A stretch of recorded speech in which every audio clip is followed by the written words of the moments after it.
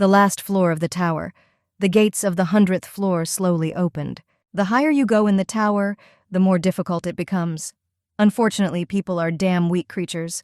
However, they continued to rise. Millions of hunters died in the battle with monsters. The devoted member of the guild who helped them overcome such a difficult path exists, both for her and for everyone else. But unfortunately, as always, all the heroes died except one.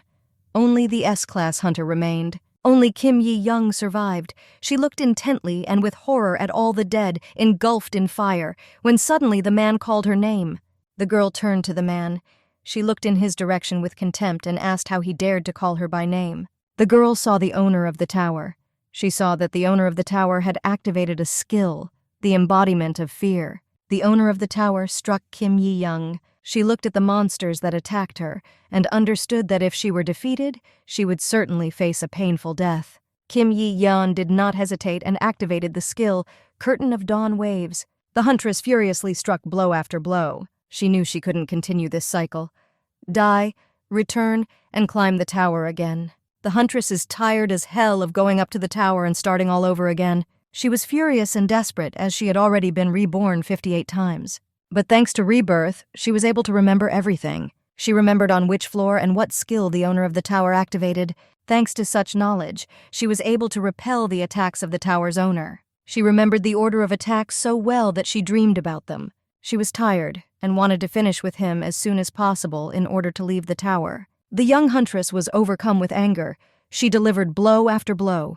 The owner of the tower was shocked and did not understand how she could fight him so fiercely and skillfully. Kim Yi-young dealt a crushing blow. She pierced his body with a sword. He was shocked because he did not expect this. The owner of the tower looked at her and called her by name. The young girl looked at him with an icy gaze of calm and said that that girl had been dead for a long time. She looked at him and asked him to leave her life. Yan pushed him, and his body fell to the ground. She looked at the body and asked if she was finished. The young hunter saw a notification that the ruler of the last floor, namely the owner of the tower, had been defeated. Later, she also saw a new notification that the epic quest and quest conditions had been completed. She was in shock and did not understand whether it was really over.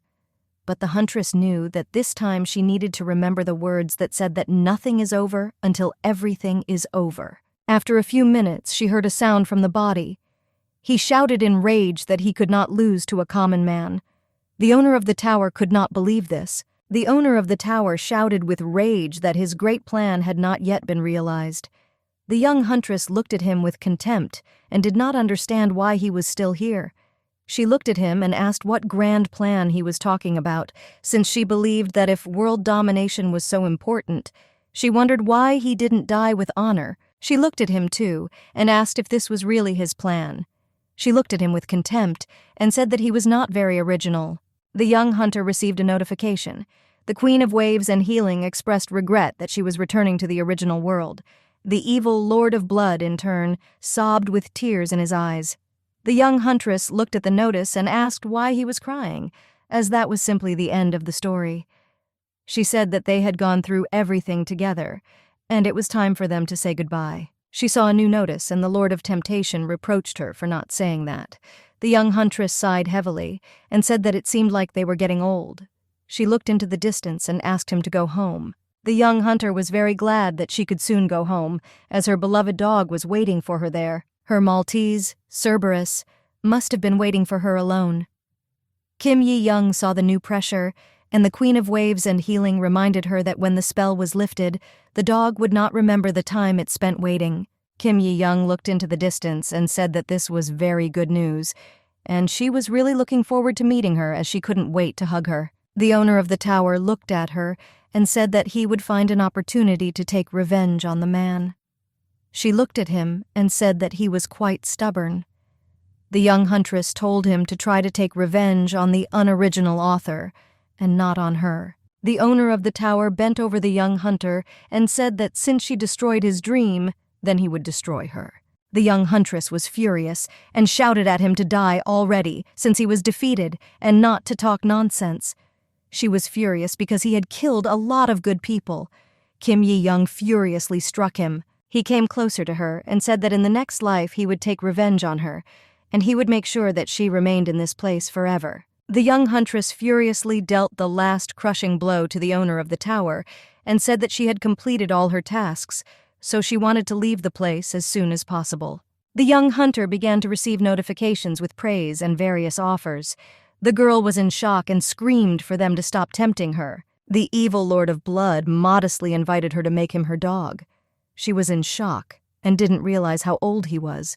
He said he simply went through a transformation of giving up age. The young huntress knew that she and the emperor were more than 100 years old.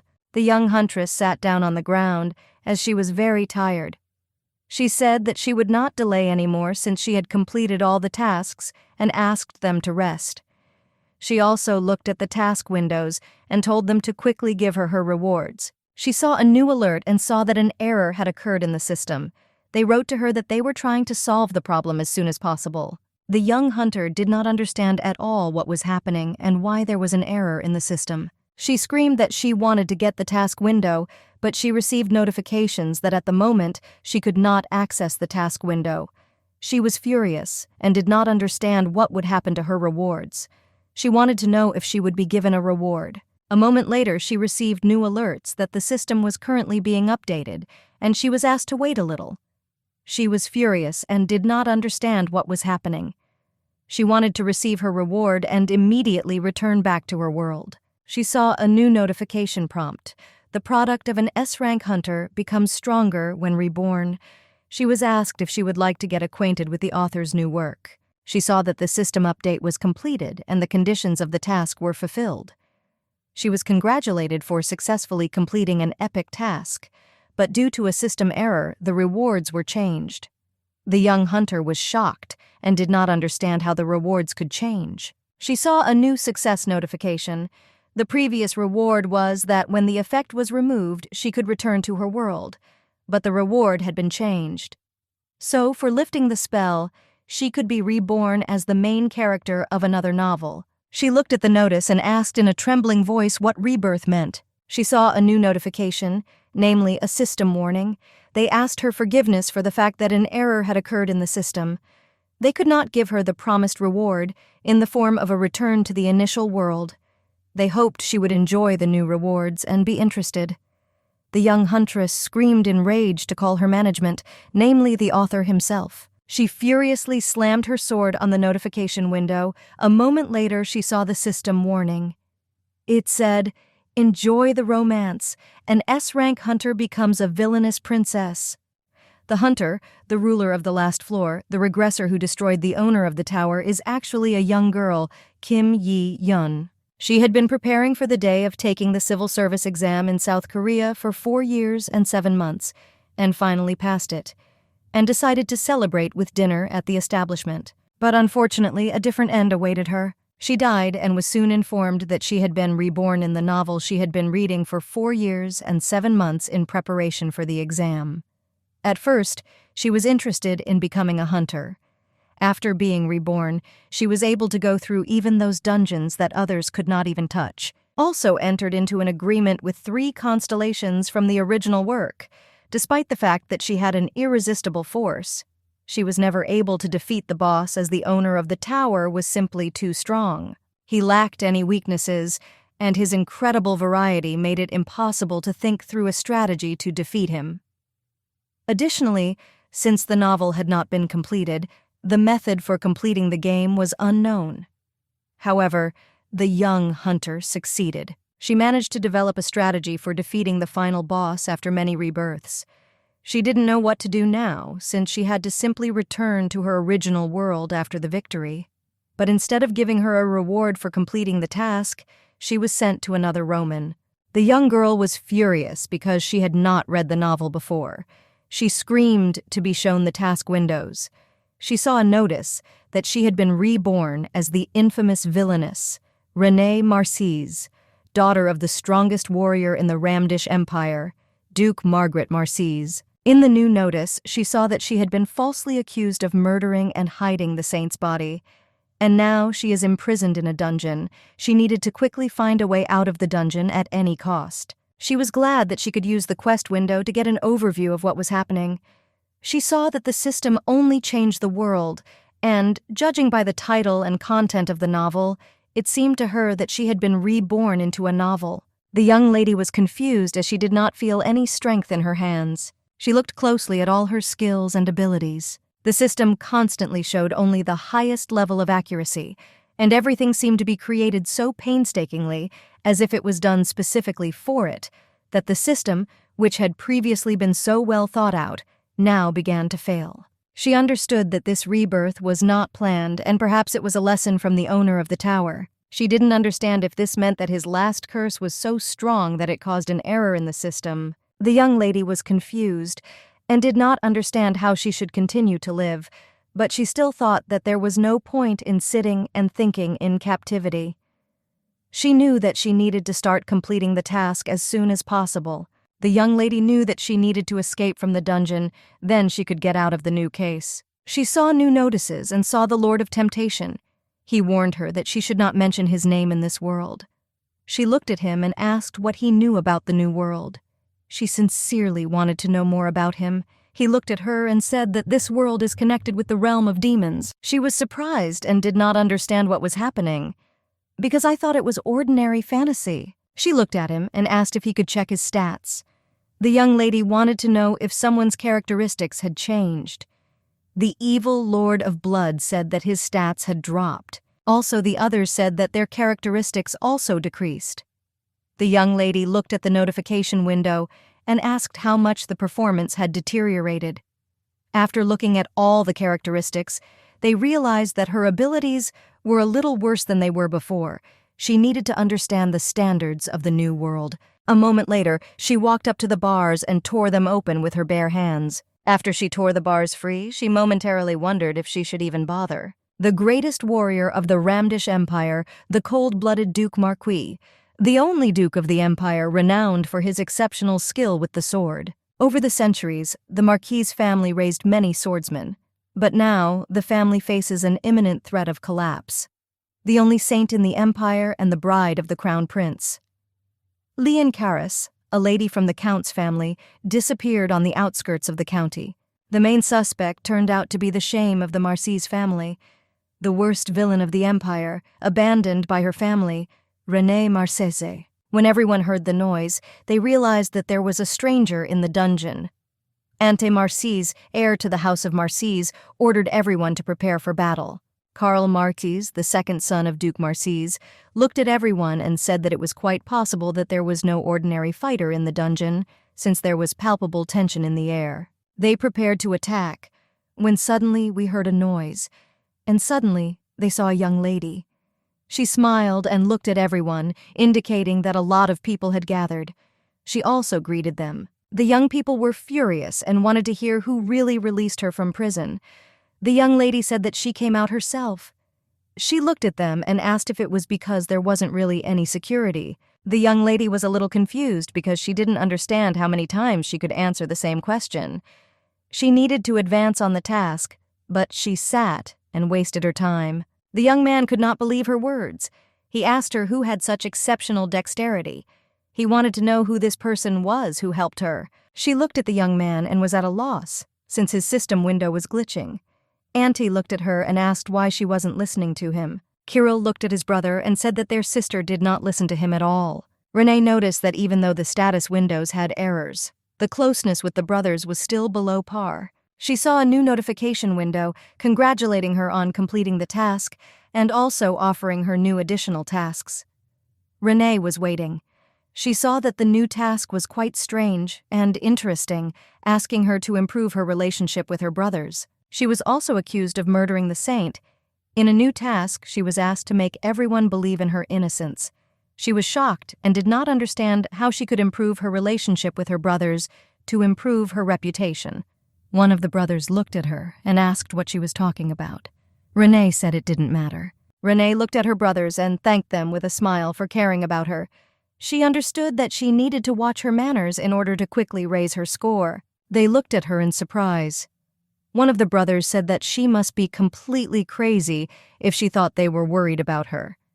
She looked at them closely and thought that she could forget about them for a while and concentrate on raising her reputation. She looked at them and said that she was only saying that because she didn't quite understand the whole situation. Renee glared at them and asked why everyone thought she killed the saint. The young men were shocked and confused, and did not understand why she was saying that. Because earlier, she said that she would like the saint to disappear from the face of the earth, and later she disappeared from their territory, and now she has also escaped from the prison. They were shocked and did not understand how much longer she could disgrace their family. Renee looked at them and said that she understood their anger, but she also asked in a calm voice where the evidence of her guilt was, as well as the body of the saint. One of the brothers looked at her and said that she hid the body and all the evidence with it, which is why she acts as if she is not guilty of anything. Renee looked at them and asked if she understood correctly that nothing had been found yet. One of the brothers said there was no direct evidence, but she was the only suspect. One of the brothers said that envy is already a motive.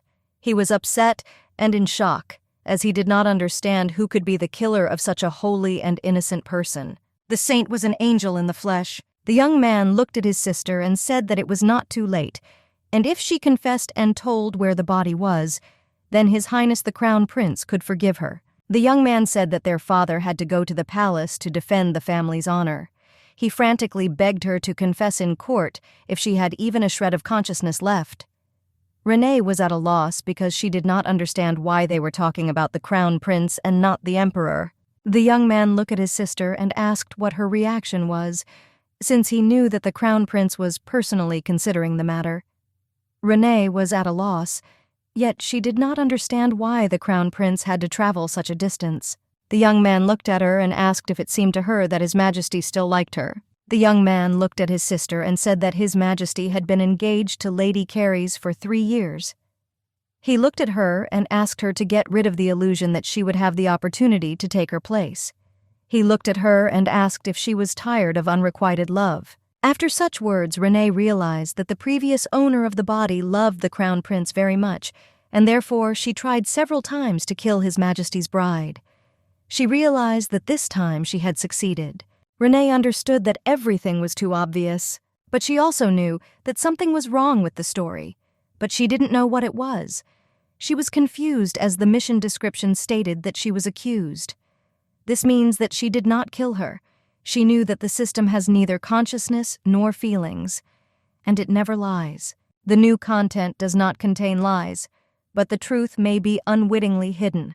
She was confused and did not understand who could have done this then. Renee looked at them and said that she now had an idea of what happened. She asked them to listen to her. The young man looked at her and asked if she had finally decided to confess. Renee looked at her brothers and said that the young saint could very well have escaped on her own, and if there was no body, then it was a disappearance. The young men were perplexed and told her to think about everything with her own head, since in a month the girl was supposed to marry the Crown Prince. Renee looked at them and said with a smile that everything was getting even more fun, and there was a high probability that the young lady did not want to get married at all and therefore ran away. Her brother looked at her and asked if the saint looked like someone who could throw a childish tantrum. He looked at her with contempt and told her not to compare herself to Karis. Renee looked at him and asked how he could live with such narrow thinking. She said that with such a kind heart, he would not go far. Renee really liked Kirill's reaction. She looked at them and wondered if she should exaggerate a little. Renee looked at the brothers and said that the saint must have suffered very much. The young man looked at her and asked in what sense she was speaking. Renee said that the saint, according to them, was very kind, so the saint ran away from the Crown Prince since he was not as good as she expected. And it seems she was too weak to say all the words looking him in the face, so she just ran away. Renee looked at her brother and asked with a smile why he shouldn't stop by to see the Crown Prince. Kirill laughed furiously. Renee saw a new notice that her relationship with Kirill had increased. She looked at her brother and asked if he could trust her for once. He looked at her and asked if what she was trying to do now was for him to show her sympathy since they were family. Renee looked at him and said that he could trust and help his family member for once. The young man looked at her and said that he would believe her if she at least once showed that she could be trusted. He said that their family had already given her enough opportunities, time after time, hoping that one day she would come to her senses. He looked at her and said that the result was still the same. Renee looked at him and said that in this case, she thought that nothing could be done. Renee stared at her brothers and said that she only needed a month, and if they gave her just a month, then she would prove that she was innocent and right. The young people were shocked, and one of the brothers asked if she could prove her innocence. She looked at him and told him to stop talking and try to trust her for once. The young man looked at her and asked if she knew what she needed to do. She looked at him and asked with a smile if he was worried that she might be right in such a difficult situation. The young man gave his sister a contemptuous and angry look and said that he was giving her a month. He said that if she could prove her innocence, then he would do everything in his power and even put his name on the line. Renee was shocked by this answer. She said that in that case they agreed. Renee looked at her brother and said that Kirill would be a witness. After their agreement, she saw that she was given a new task. In the new task, she was asked to prove her innocence, and as a reward for completing the task, she would receive an improvement in her relationship with Kirill. Renee was surprised that her relationship with her brother would improve after completing the task, but she was also surprised because she did not understand why, after completing the task, her relationship with the second brother would improve and not the first. She realized that despite the fact that she would prove her innocence, the attitude towards her would not improve. She looked at her brother and did not understand what kind of hidden settings he had. The young man was wary. Renee looked at him and asked him to take care of her for a month. The young man was confused and did not understand in what sense he should take care of her. He said it would be wise to prepare now for defeat. Renee saw that there was a lot of suspicion and contempt in her brother's gaze. She came closer to him and made a bet with him, and also thanked him for worrying. Kirill looked at them and said that it seemed to him that something had changed. He didn't plan to shake hands, but he couldn't avoid shaking hands. As an excellent swordsman, he heals the hand of an ordinary person who knows nothing about wielding a sword. He felt nothing in the hand he held, no skill, no kindness. But a second ago, he almost unknowingly pulled his sword from its sheath. He simply extended his hand. Auntie was confused and didn't understand why he did it. Renee was confused and did not understand what to do now. Since she had very little information, and even if she tried to start with something, she did not know where exactly. But still, she decided to start by getting a source of information. She knew that in such a huge estate there must be someone who was friendly to her. The maids looked at her with contempt and did not understand why she was asking such strange questions. They looked at her with contempt and asked if she should just change her clothes. She understood that this was a complete failure. The young lady was confused and did not understand how the real Renee could even survive in such an environment. She didn't understand how anyone could treat a person with such contempt. She did not understand what to do in such a situation. Renee knew that she still needed to give up trying to get information from the estate, but she still had to try. She came closer to the maid and asked if she could at least tell her where her room was. Since the estate was very large, it was possible to get lost.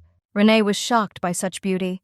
The maid looked at her and asked if she could leave. She noticed that compared to the attitude towards her, the room looked much better. She knew that such an environment was not bad in itself. Renee decided to start by changing her uncomfortable clothes. Opening the closet, she saw many lovely, luxurious, and rich outfits. She was shocked and did not understand what these cute candy wrappers were. Renee was shocked, because of course she assumed that the Duke was rich, but she was shocked that he spent so much money. She was sure that with such a fortune, he could easily buy any information. Renee knew that it was actually easy for her to find fans. The evil Bloodlord has his grandfather's arcane powers, and the Lord of Temptation has grandfather's skills, but unfortunately now, after balancing the characteristics, the combat transportation skill was activated in the midst of the battle. Because of the death of her direct subordinate, she knew that she needed to stop using the skills. Renee knew that now you can kill someone like before, and perhaps you can be reborn. Renee knew she had to tread very carefully. She knew that she needed to first make sure that the saint was truly alive. She had no body, no evidence, no witnesses. She thought the saint might have escaped or been killed, but no one knows all the details. If the saint is alive, then she needs to confirm this, and if she is dead, then she had to catch the killer and complete the task. She knew that she needed to act gradually and then she could get out of the new world. Renee turned to her water friend and asked if she thought they could find the saint. The Wave Queen said that if she had any holy thing, she would be able to track down the saint with ease and lightning speed.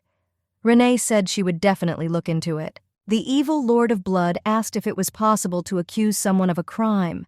Renee said that he was saying dangerous things, and it seemed to her that there was someone here also connected with the priests, so that the old tempter can be caught. Lord Temptation could not stand the comparison. Renee said she had to go, since she realized that the estate would not be able to get any information even with the help of money. The Wave Queen expressed concern about whether it was safe. Renee looked into the distance and asked for whom. She said that she was a hunter who defended the tower. Renee said that the whole situation is very serious, and it would be nice if she found at least one person. The evil Lord of Blood invited her to go to the place of disappearance. She said it was a very good idea, but she didn't know where this place was. Renee said that she still shouldn't give up, because in this world even the slightest nonsense can be useful. Ante looked at her and asked if she had come to take a report on what happened. Renee looked at him and said that if he did not want their family to be left with the stigma of being suspected of killing the saint, then he needed to help her. He looked at her with fury and asked how dare she threaten him. Ante exhaled heavily and said that he would give her a report.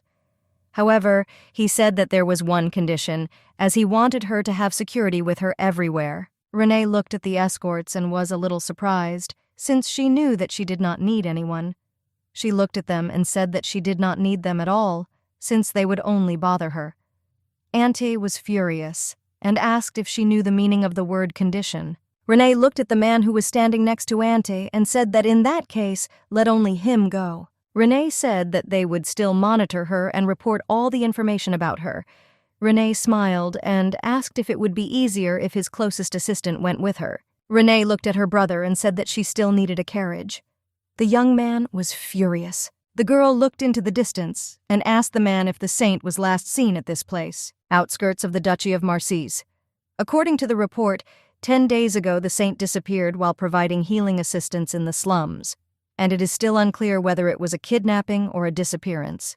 The man called out to the guests. Renee looked at him in surprise. Priest Melson came closer to Renee and calmly asked what was happening. Renee looked at the priest.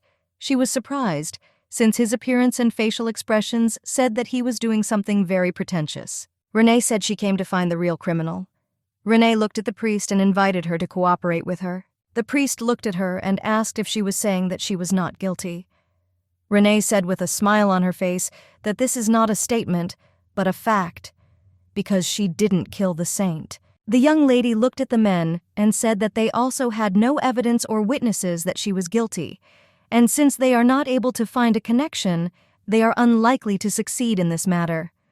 The young people looked intently at the girl. Renee said she really hopes they understand that she wants to work together for the greater good, but in reality, she just wanted to extract information from them and investigate herself. The men began to support the young lady because they realized that she was telling the absolute truth. The priest was shocked and did not understand how they could believe in the innocence of the young lady. Renee said she thinks her sincerity is in question at the moment.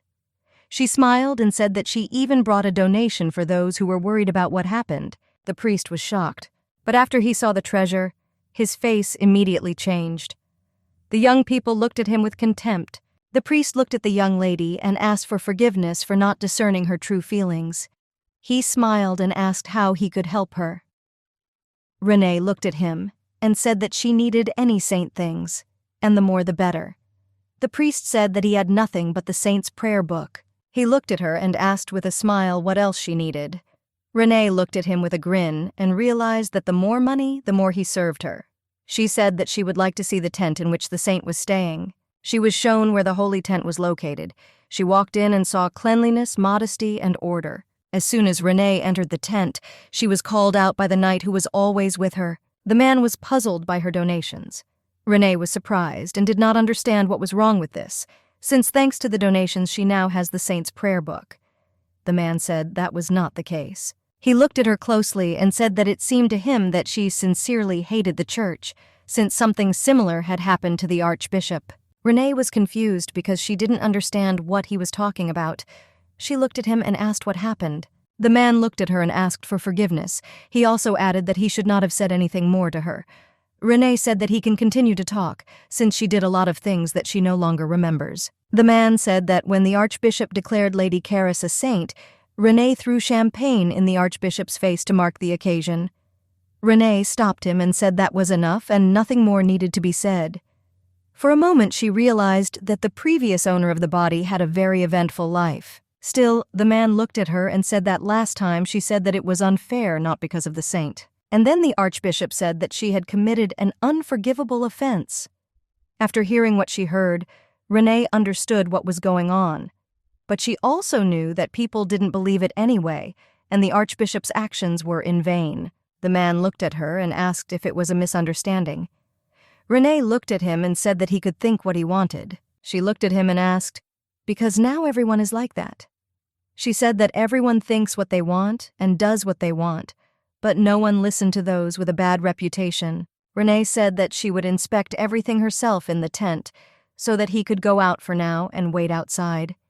The man said that he understood everything and would do everything. In her past life, even in countless rebirths, there were some things that she experienced several times, and she is also experiencing it in the future. In this case, facts are useless. The truth is that this is what they want to hear, because it's something they don't want to listen to. It was a lie. She knew she couldn't trust anyone. And since she got into this body, she can't trust anyone but herself. No matter how much she is suspected and falsely accused, she will still believe in herself. She knew that even if the previous owner of the body was bad, then she would still be faithful to her. And if the world considers her bad, then she will be bad. She knew that from now on she would never doubt herself again. She saw a new additional task, the conditions of which stated that she needed to find someone who would believe in her innocence. The young man looked at the priest and asked if the Duke's daughter had come to visit them. The priest said that she had arrived, and he also said that the girl wanted to personally conduct an investigation and prove her innocence. Sayadin Ansirad, the man who was called the King of Mercenaries. At the age of 20, he became the head of the Shire Guild, the best mercenary guild on the continent. One of the two sword masters of the Empire, he has many titles and is nicknamed the Light of the Empire. The priest thought that such a person should solve such a case. The young man looked at the priest and asked if he believed that the girl was innocent. The priest said that he didn't quite believe it, but he thought he would get a very strong backlash if he didn't at least let the young lady try to sort out the matter. The young man thought that most likely the priest had been given a bribe, and what was more surprising was that the young lady had come such a long way to personally check the investigation. He noticed that the young lady was quite impatient. Sidon knew some rumors about the young beauty, that she cut off the Viscountess's hair, stole medicine from the Crown Prince's carriage, and said that she would take care of him. She tripped the saint, and she fell. He, of course, knew that this had its inaccuracies, but he also knew that this in no way concerned him. Sidon looked at the priest and told him to refrain from giving her any information, and in particular to hide the fact that there were witnesses. The priest hesitated. The young man said that this was an order from the Crown Prince. The young man said that they needed to meet the Duke's daughter. Sidon noticed that the priest fell on the table unexpectedly. The young man was in shock and did not understand what had happened. He cautiously took his sword out of its sheath. Sayadin thought it might be a sleeping pill, but a couple of minutes later, he realized that the priest had fainted for no reason. The young man was confused, as he did not even feel any magic.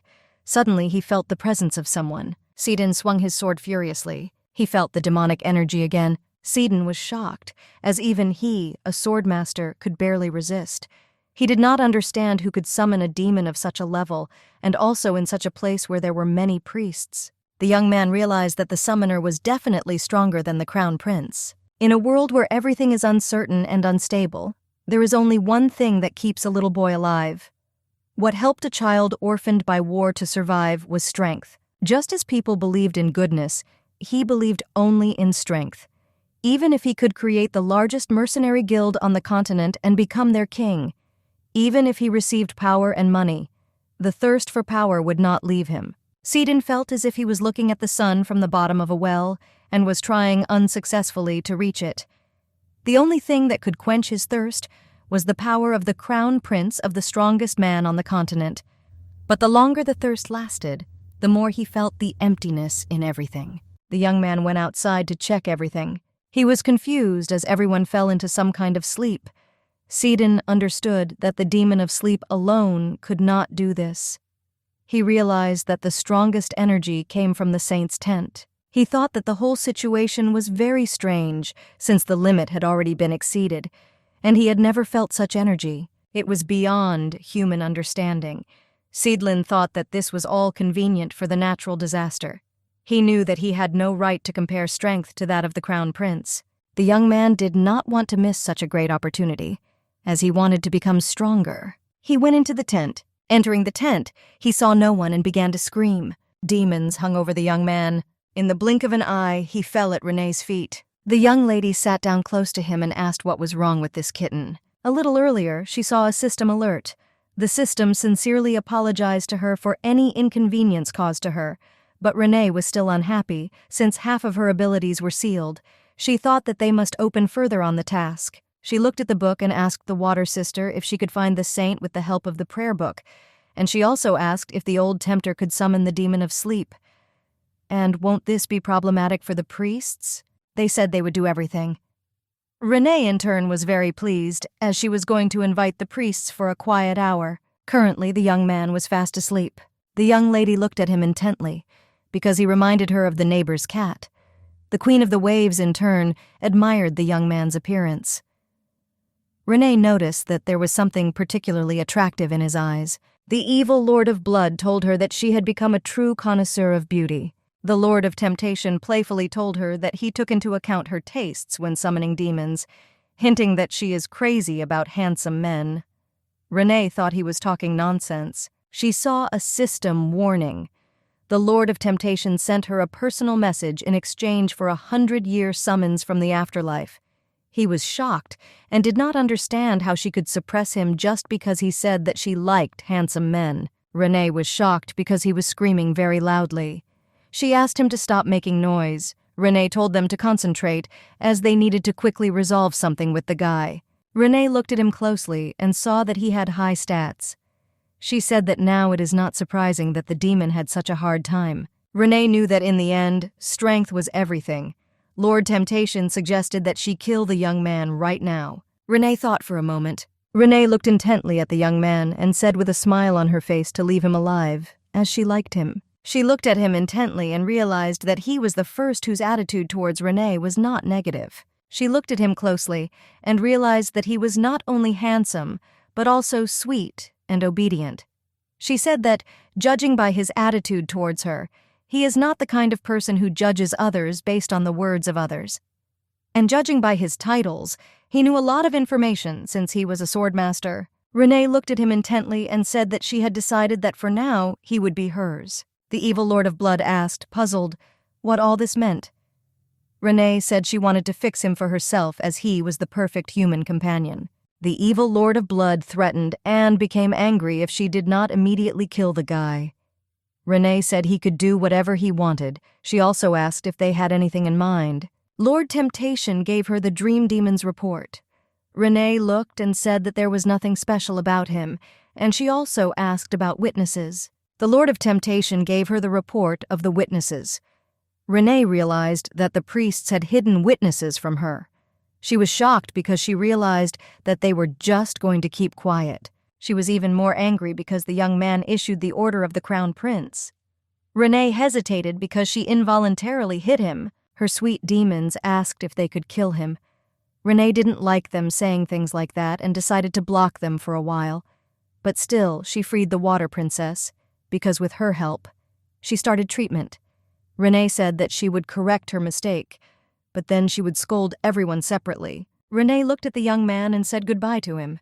The young man slept quietly and only heard incomprehensible conversations. He was ordered to wake up, and if he did not wake up, he would be punished. The young man was perplexed because he did not understand why they were going to punish him. He continued to lie quietly when he suddenly felt pain. Sidlin was at a loss and did not understand why his nose hurt. He woke up and wondered what happened to his energy. Renee looked at him and asked if he was really awake. The young man saw the Duke's daughter. She looked at him and said that he seemed to know her. Renee smiled and asked if they had met before. Sidlin said they had never met. He saw that she was completely different from the woman from the rumors, but still something bothered him. Renee came very close to him. He looked at his hands embarrassedly and asked if she could move away from him a little. She looked at him and asked if he remembered. The young man was puzzled. When she put her hand on his, he felt the spirit. Siedlin was shocked because he couldn't believe it was her spirit. The young lady smiled and said that he had come for her. The young man, shocked, asked her if it was true that she had summoned a high-ranking demon. Renee said she thought he had a high wisdom score, but he seemed stupid. The young man was confused. She smiled and asked how he carried out the Crown Prince's order. Renee looked at him and asked why he didn't tell her that there was a witness. Siedlin looked at her and said he had no idea what she was talking about. Renee came closer to him and told him not to waste her time, not his. She said that she had only personally met this man and found out about everything. Renee said that she found out what the saint was doing and who told her to hide it. Renee said what bothers her the most is that they hid everything, and they pretended not to know. Rain said that no one kidnapped the saint and that she left on her own. She looked at him and said with a smirk that there was absolutely no reason for them to keep her in the dungeon. The young man said that the Crown Prince believed that the saint had disappeared because Renee had threatened her. Renee looked at him and realized that he was more obedient than she had expected. She still didn't think he was scared of her. Renee said that since this happened, it was a reasonable assumption. She also added that it was not true. The young man said that the Crown Prince must think differently. Since the new bride disappeared right before the wedding, in such a situation, and hiding a single witness, either he has lost trust in everyone after the disappearance of his bride, or the reputation of the bride is also important to him. The young man said, looking at Renee, that this is all different from the rumors. He also said that he heard that she had been in love with the Crown Prince for a long time, but listening to her, it seemed to him that she hated him. Renee agreed with him. She looked at him and asked why all of a sudden she must like the person who took her into custody. The young man was puzzled by the whole situation. After a while he said that he had something to tell her. The Crown Prince and the saint are known as the couple of the century, but in reality everything is different. Their engagement was nothing more than a business relationship, and the engagement happened because it was necessary. Renee shouted with rage that she knew it.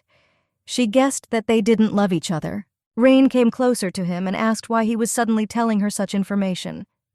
The young man just smiled. Renee looked at him thoughtfully and said, "Whatever it is, if everything he said is true, then everything fits.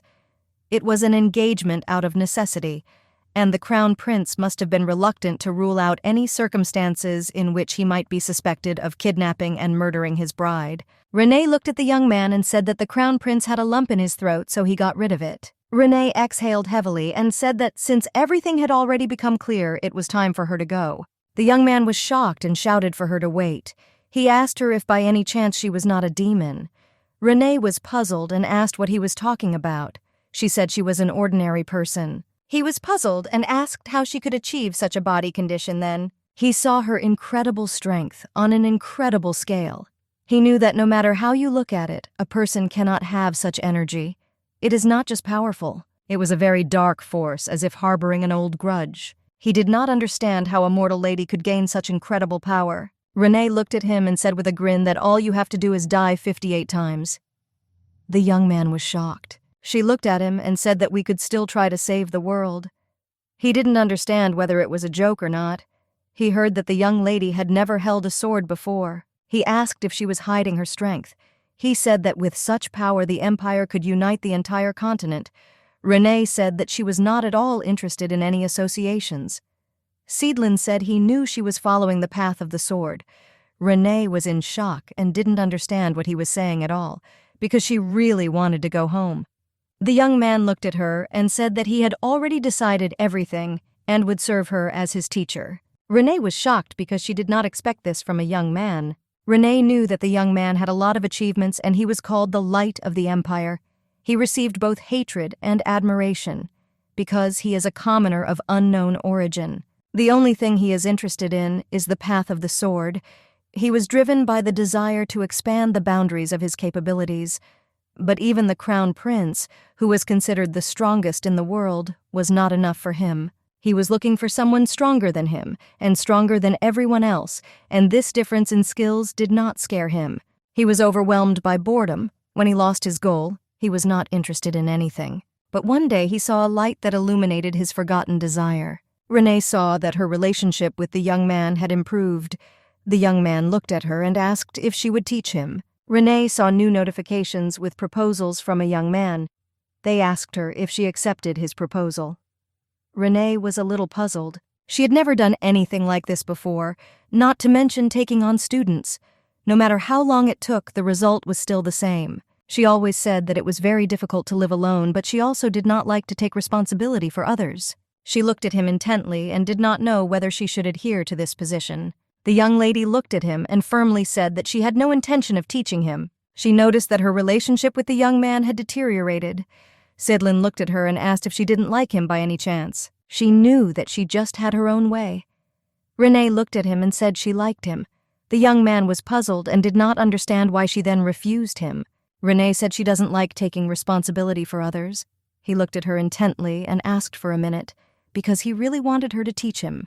She was shocked because he had very cute eyes. She decided to listen to him anyway and told him to continue saying what he wanted. The young man said that he was now experiencing some difficulties, even after hard training, when meeting with the Crown Prince, whom he considered the strongest man on the continent.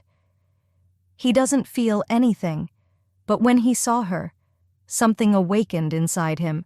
Renee was puzzled and asked that she had woken up. He looked at her embarrassed. Sayedlin looked at her and with a pleading look asked her to teach him. The young man said that this was a compliment, since for the first time he felt that he wanted to compete with someone. She looked at him and said that she was honestly grateful and thanked him.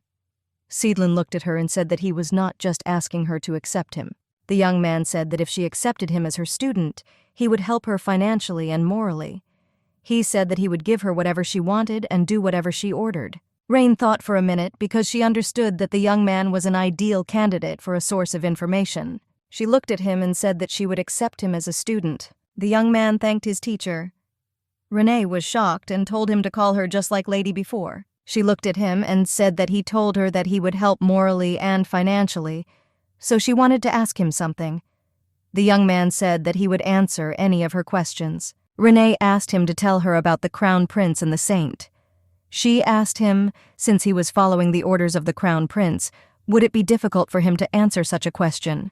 The young man looked at her and said that he was not going to hide anything from his teacher.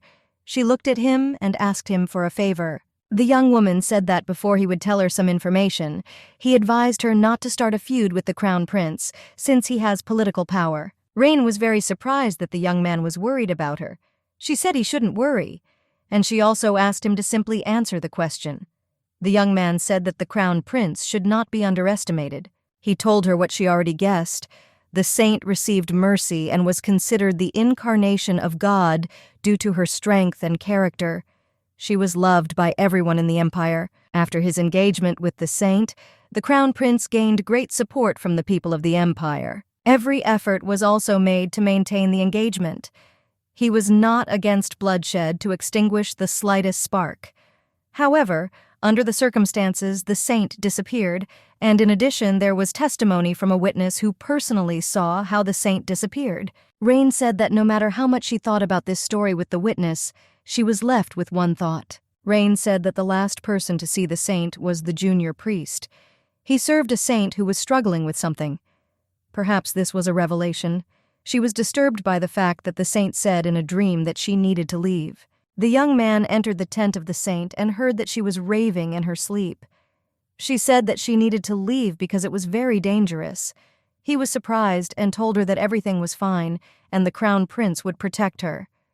So she doesn't need to worry. The saint wriggled in bed and screamed that she needed to run because if she did not run away, she would be in danger. The young lady said that after that, the saint disappeared, while the priest was sleeping, and then the priest reported everything to the Crown Prince. Renee was confused because she didn't understand what could have been so dangerous that she ran away in the middle of the night. The young man said that if the bride ran away right before the wedding, all he said was that it was dangerous. People may start to look closely at the groom, and he will be worried about this. And who was the husband? The saint had rivals. Renee was confused and did not understand what kind of rivals such a girl could have.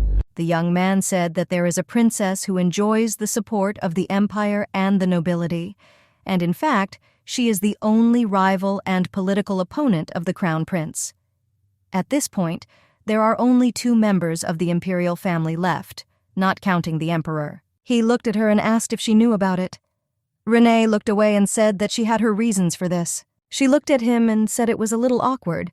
The young man was confused and did not understand what she meant. Rain said that in order to exclude the possibility of murder, she must find the saint and show that she is alive, but it will be strange to return her to where she said is dangerous. The young man looked at her intently. Renee was confused and told him not to look at her, because she is not as good as he thinks. The young man said that he did not know what rumors could be so false, but he would go now and correct everything immediately. Renee was confused and said he didn't need to do anything, and besides, she is here to prove her innocence. She said she now understands that it may be the crown prince, so I thought that I needed to start resolving the issue as soon as possible. The young man was puzzled and did not understand how she wanted to resolve such a question. He looked at her and shyly asked if she could teach him. For a moment she already regretted taking him on as a student. The young lady said that it was not difficult at all and she would just meet and talk to him. The young man was puzzled and said that the crown prince would never listen to her. She was puzzled and did not understand who could even say such a thing. Renee said she prefers physical communication over words. The young man was taken aback. He looked at her and asked if she wanted to use force. He said that he thought it was a good decision because the crown prince was no match for her. The young lady said that this was not true at all. Renee said that if you think about it like that, it's a threat, but not a threat to life. She said she wanted to talk to him and she needed to meet him first. She knew that she needed to meet with the man who accused her of committing a crime without any evidence. She looked at him and asked if he knew how to get to a person who does not leave the house. He asked, puzzled, how to get there. Renee said with a grin that she could just set his house on fire. The young man looked at her and could not understand why she took him to the Duke's estate. Renee knew that she took him with her because of the assignment. She needed to improve her relationship with her student. She looked at him and said it was because she just wanted to be friends with him. He looked at her, puzzled, and asked if they were getting closer. The young man said that he did not want her to be burdened by his training. He also added that he learns just by being around her. She looked at him and asked if he thought she was burdened with him. She said that it seemed simple to him, and nothing more. The young lady said that it was much easier for her to understand the situation when he was next to her. He looked at her and said it might have been better if he wasn't there. Renee was confused and asked why he thought that. Sayedlin lowered his eyes and said that she was the famous daughter of the only duke in the empire, and he was an insignificant commoner. He said that just by the fact that she took him with her, she had already done a lot for him. Renee looked at him closely and asked what that meant. The young man said that aristocrats do not treat a commoner swordmaster in the best way, and the duke's family is known for their swordsmanship, which only makes things worse. He said that he did not want to get involved with them, so he refused the title of Marquis and remained a knight. But the fact remains, and they branded him a commoner. Renee knew it wasn't just his skills. They probably fear that if he gains great influence, he may be in danger. Therefore, they are trying to undermine his authority and get rid of him in his favorite ways. Even she is familiar with this, as many people feared and respected her power, but at the same time longed for her downfall. Sometimes they tried to trick her into getting her attention and exploit her, and then betray her and exploit her reputation. Renee knew that he was worrying about her in vain. He looked at her and said that he had everything prepared. Renee said they could go home then. The priests were shocked, because they had never seen the young man so polite before. He looked at her intently. Renee looked at him and asked if he wasn't called the Light of the Empire. The young man said that it was awkward, but that's what they call him. She thought about ignoring it, but since it was so serious, as an elder with a similar life, she had to give him advice. She said that even she was an aristocrat, disgracing her family, and he was a commoner, the Light of the Empire. She asked him, maybe he doesn't know why they can't leave him behind. She said that even if he was tired and survived, he should not avoid them, but should remain confident. She said that he should not care about other people's opinions and aristocrats who create the appearance of their importance. She told him to stand his ground, and if he frowns, wrinkles will appear. She said that from now on, no one will take care of him, so he doesn't have time to worry. about those who don't like him and who don't like him.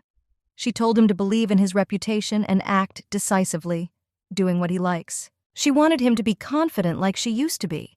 He was puzzled because it seemed to him that his apathy had disappeared. He looked at her carefully and realized that it was right to make her his teacher.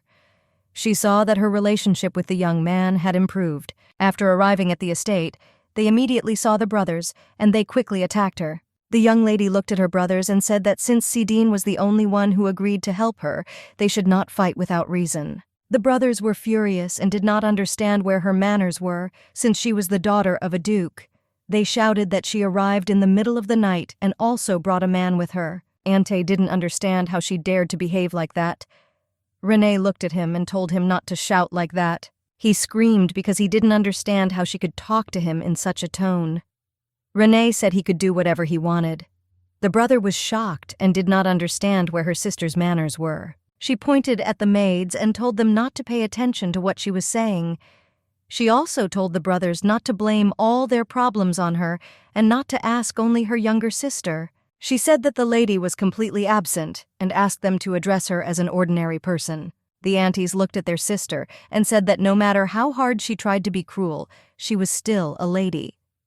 They said that no matter who Sidin was, even if he was a follower of the crown prince and a swordmaster, he was still a commoner. Renee was furious. She said that the brothers were right, and he was one of the 2 swordmasters in the empire. She said she brought a guest of honor into the house, and they had to take care of him right away. She shouted that they were not important, but empty-headed. The young men were shocked as they realized that they had simply been scolded, and this was done by the most problematic person in their family. My brother was also in shock and did not understand how she could now bring someone into the house, even if she denies her guilt. She did not dare to bring strangers into the house. Renee was furious and shouted that she had brought a person who could prove her innocence. She said that if he was not going to help her clear her reputation, then he should shut up and sit in silence. The young lady looked at him with contempt and realized that she had won this fight. The demon supported her because she did everything right. Renee looked at her brother and asked if he had said everything or not. If so, then they will go. Ante was furious and shouted at her to stay put since they hadn't spoken yet. Renee said she didn't care and wasn't going to continue the conversation. She said that she was busy with a guest, so she asked them not to bother her and invited them to read the newspaper. And if he then comes to her, she will agree to talk. Ante didn't understand what the newspaper had to do with it. He shouted to her that he didn't understand anything. Kirill looked at his brother and said that this was a failure since it was the first time he had seen his sister speak so confidently. Ante looked at him and asked if he believed his sister's words. Kirill said that even if their sister is insane, the king of the mercenaries himself recognized her, and this inspires confidence. And if she really turns out to be not guilty, then the family will benefit from this. Ante looked to the side, puzzled. He understood everything perfectly, but that's why everything bothered him. He knew that if his sister was telling the truth, then they would lose their only suspect. The next morning, Renee woke up and saw the bright sun. She remembered the tower and realized that the sun could not be felt there. It told her that in reality she was done with that place. She remembered her student. She wondered whether he woke up or not. She understood that the servants would treat him poorly at the estate. So she decided to go to him. She remembered the words she told him yesterday. She knew she had set him up psychologically, but she was still scared. She was a little puzzled because this was the first time she hadn't heard anyone come out. Previously, to her own surprise, she had one useful and convenient passive skill, heightened senses. In the tower, such a knock meant that thousands of enemies were fleeing, and one had to constantly use such a skill in order to survive. However, after entering the new world, the skill was turned off, and Mara told her that someone had come. The reason why she turned off the skill was simply that in this world, no one could lay a finger on her. The demons started laughing at her. She decided to drown them out. A maid burst into her room. The lady was surprised and did not understand what had happened. The maid looked at the lady and said that she had been asked to come down. She looked at the maid and asked why she needed to come down. The maids mocked her because she really didn't know.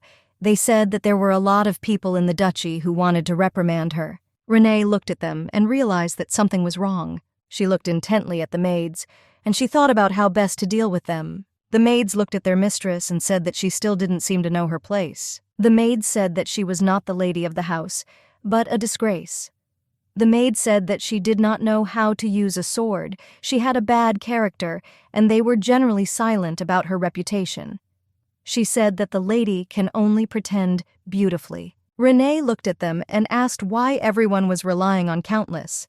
She looked at them and said that she had been thinking about what to do with them for a few minutes. Renee said that she was thinking about buying them for money or trying to negotiate. She looked at them with contempt and said that it seemed to her that strength was the most important thing here. The maid looked at her and said that the power belonged to the young masters, not to her. Renee came closer to her and said that she knew nothing about her. Renee used her power and the maid fell. She couldn't breathe. The maid looked intently at her mistress and begged for mercy. Renee activated her breathing skill, acutely putting the target into a sleep state. The maids were scared as the young girl fell to the floor. They thought she was dead. Renee calmly replied that the maid was not dead, but simply sleeping. One of the maids begged for mercy and said that she was wrong. She frantically begged her mistress not to kill her. Yesterday, she was talking to her friend as if everything was fine. But in reality, she behaved this way because they both faced neglect. When she was weak, she was neglected many times, and when she gained strength, she went straight to death. Renee looked at the maids and asked them why they were so stupid. The evil ruler of the blood said that people are small and the same. No matter how sad it may sound, Renee eventually resorted to force. Her inner demons told her not to worry about anything. Renee said that everything was fine because it was just a period. She knew that thanks to them, she didn't have time to be upset. Renee looked at the new notifications. The maids were shaking with fear. She looked at one of the maids and asked where she needed to go. The young maid looked at her mistress in tears and said that she needed to go straight to the dining room. Renee looked at the maid and asked her to take care of the others. Renee knew that after such a skirmish, the news would spread throughout the estate very quickly and the maids would no longer bother her. The Wave Queen said that this was a peaceful solution compared to what happened in the previous life. Coming out of the room, Renee saw a young man.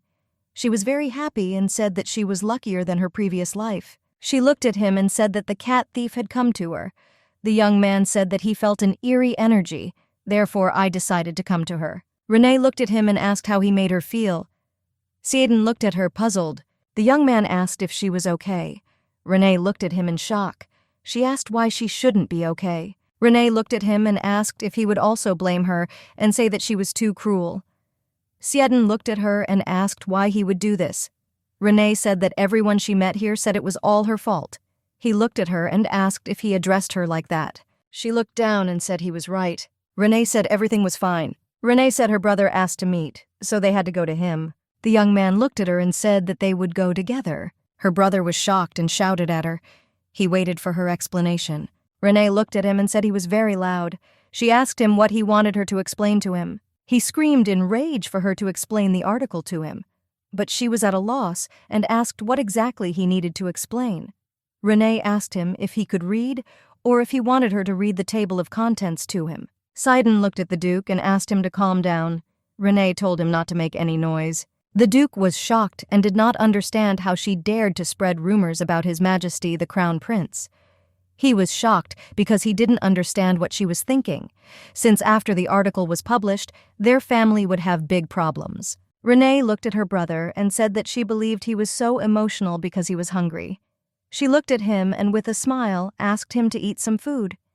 Ante was shocked and said that he would not eat. Renee said that she would prove that she was not guilty. She looked at him and asked if he had not read the priest's testimony. She said the name was made up, but everything else was true. Ante looked at her and asked if she could trust such information. Seaden said that he was not sure, but His Highness must have a reason why he wanted to hide the priest from everyone. Ante looked at them and said that this was all very strange. He asked them if the young man was not investigating the case on behalf of His Highness.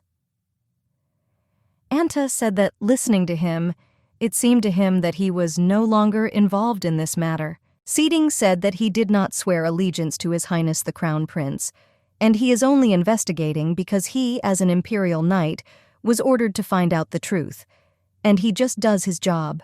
Ante was shocked and perplexed. He looked at the young man and asked to provide evidence of the innocence of the main suspect. So this is part of the investigation. The young man said that he seemed uncomfortable because he was still helping her like a commoner. Ante looked at him and said that he did not know that the young man and his sister were friends. Seiden said it's okay not to know this because it's not true. Ante looked at him and asked what was the matter then.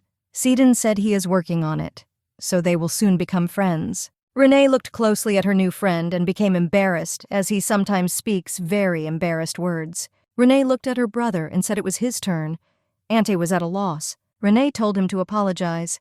She looked at him and asked if he had forgotten yesterday's rudeness in front of her guest. Renee said that the young man is an investigator of His Majesty the Crown Prince and a master of the sword, and the fact that he is a commoner does not change anything. Ante said that he was very guilty for what happened yesterday. Seiden said that he should not apologize to him because Ante should have apologized to someone else. Renee said that he was right and Ante should apologize to her. Ante was at a loss and did not understand why he should apologize to her. Renee said he was rude to her yesterday. Ante said that she was also rude to him yesterday, and because of her they were considered the family that killed the saint. Renee was shocked and said that she had found a witness who refutes all the accusations. She looked at her brother and asked how long he would behave so vilely. Ante said that she became the main suspect due to her habitual behavior, and still there was little evidence of the veracity of the article. And if she provides more concrete evidence, then he will ask her for forgiveness. Renee understood that he was still right, but he still infuriated her. She sat and glared at him intently. She was very angry and hoped that everything would end soon. Renee looked at them and said that in that case they should prepare to receive a special guest. Renee said that someone would be visiting them soon. Ante was perplexed and asked who she invited again. Rain said that he decided to come on his own. In other words, he was an uninvited guest. Ante looked at her and asked what she meant. Came into their room and asked for forgiveness, but he also said that he had urgent news. Ante was shocked and shouted at his sister. He didn't understand what she was doing at all. The young man looked at his companion and asked if he was her only guest. Renee looked at him and said that the new guest was very familiar to him. Her demons said she had a new rival. Renee was at a loss because she did not think that she had a rival. She said it wasn't like that at all. They walked slowly towards the newly arrived guest. The young man looked at her intently. It was the Crown Prince whom the real Renee loved. Renee greeted him and said she was honored to meet him. From the first meeting, she felt his strength. She also felt that the system would tie them together in the most inconvenient way. She saw their relationship deteriorate. Renee was in shock and did not understand why their relationship had deteriorated. She just said hello to him. Ante looked at the Crown Prince and asked what brought him to them. The Crown Prince came closer to her and said that she was not even trying to hide what had changed. He looked at her intently and asked who she was. Renee looked at him with a cold gaze and told him with contempt not to touch her without her permission. She said that they should not provoke each other. If he had something to say, then he could talk and leave. She had heard that he was the strongest in the empire, but she still knew that he was no match for her. The Crown Prince said it didn't matter now, and he was now convinced that she was responsible for the disappearance. Renee noticed that he was trying to overwhelm her with his aura. She knew that an ordinary person couldn't stand it, but she would. She didn't know what to do. She said that she wanted to help the imperial family at least once, but her brother blocked her way. Ante told His Majesty that one should not put so much pressure on a child who had never held a sword in his hands. Renee was shocked. She saw that he was trembling, but still took her side. The Crown Prince was shocked because he did not understand who he was talking about. He saw that Renee stood firmly in place. He said that when the saint disappeared, they could not prove that the Duchess was really guilty because no trace of her was found. But judging by her strength, she is guilty. He attacked her in rage, wanting to know where the saint was. Renee looked at him and asked if it was any of her business. The Crown Prince looked at her and asked if she wanted him to believe it. Renee calmly looked at him and said that, on the contrary, she had a question for him. She looked with a cold gaze and asked what he had done with the saint. The Crown Prince was shocked and asked how dare she ask him such a thing. Renee looked at the Crown Prince with a smirk and asked if the greatest swordmaster in the world was afraid of a simple girl. He attacked her in rage, but her new friend came to her defense. The Crown Prince was furious and told Seiden to get out of the way. The young man shouted that he would never get out of the way because he believed that Renee was innocent. The Crown Prince was furious. He did not understand why the young man was at one with Renee. Seiden shouted that he was not at one with anyone. The crown prince shouted that no one in the empire hated the saint as much as she did, and he claimed that the saint had disappeared on their territory. Renee is capable of killing her. He could not understand what other proof he needed. The young man looked at him and asked him to calm down. Sidon told the crown prince to think for himself, since a person like her with such abilities could conceive a plan. The crown prince was a little taken aback and calmed down. The young man said that if he really wants to find the saint, then they need to unite. Renee looked at him with contempt and indignation. If it were not for her new friend, she would have stopped the crown prince and struck him. The crown prince looked at her and asked why she suspected him and how she could justify her suspicions. Renee said he hid the witnesses, and he accused her and put her in prison. She said she hoped he understood her and that she did everything out of emotion.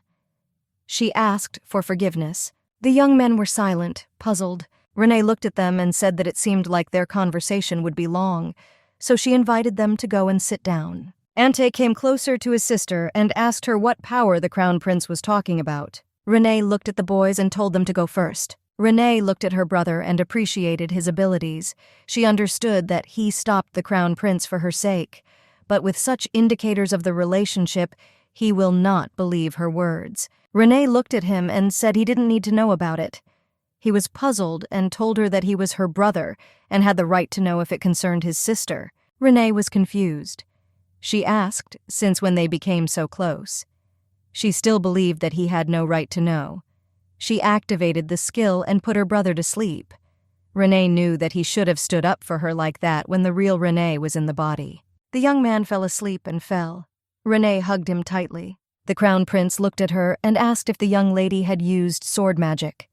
The young man could not believe that he saw the lady's abilities with his own eyes. Renee said that it doesn't matter now, since they are now gathered here to deal with the article.